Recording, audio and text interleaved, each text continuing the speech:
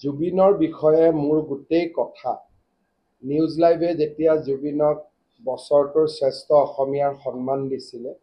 মোক সেই ফাংচনখনত মুখ্য অতিথি কৰি মাতিছিলে 3 বছৰ আগৰ কথা জুবিন জীয়াই থাকোঁতে মই জুবিনৰ ওপৰত মোৰ মনৰ ভাৱখিনি প্ৰকাশ কৰিছিলোঁ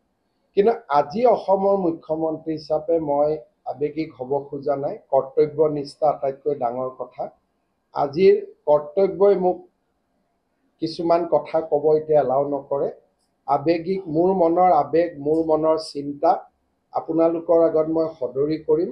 মোৰ কৰ্তব্যখিনি সম্পূৰ্ণ হ'ব দিয়ক কাৰণ আজিৰ দিনটোত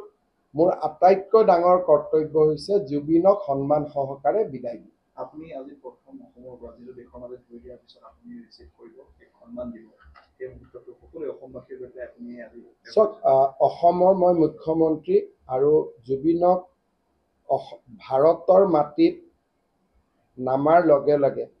জুবিনক অসমবাসী ৰাইজৰ হৈ কৃতজ্ঞতা দিয়াটো মোৰ দায়িত্ব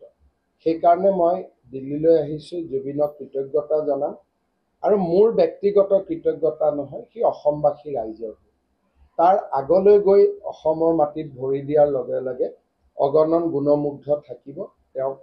তেওঁৰ প্ৰাপ্য সন্মান মৰ্যাদা নিশ্চয় আগবঢ়াব এটা প্ৰশ্ন আছে পোষ্টমৰ্টেমৰ ৰিপৰ্টটো আহিছে নাই পোষ্টমৰ্টেমৰ ৰিপৰ্ট ছিংগাপুৰে ইমান সোনকালে আমাক নিদিয়ে তাৰ লিগেল প্ৰচিডিউৰ আছে আৰু লিগেল প্ৰচিডিউৰ পালন কৰি তেওঁলোকে কি ধৰণে দিব আমাৰ এম্বেচিক দিব বৈদেশিক মন্ত্ৰালয়ক দিব এই গোটেই বিষয়বোৰ পৰ্যায়ক্ৰমে আগবাঢ়িব লাগিব আজিৰ দিনত প্ৰায়ৰিটি নাম্বাৰ 1 জুবিনক ঘূৰাই আনা তাত আমি সফল হ'ম বুলি ক'ব পাৰোঁ দ্বিতীয়তে দিল্লীৰ পৰা তেওঁ গুৱাহাটীলৈ উভতাই পঠিওৱা তৃতীয়তে গুৱাহাটীত সকলোৱে যাতে তেওঁক শ্ৰদ্ধা জনাব পাৰে তাৰ সুবিধা কৰা তাৰপিছত জুবিনক অন্তিম বিদায় দিয়া গতিকে মই প্ৰায়ৰিটিবিলাক ঠিক কৰি লৈছোঁ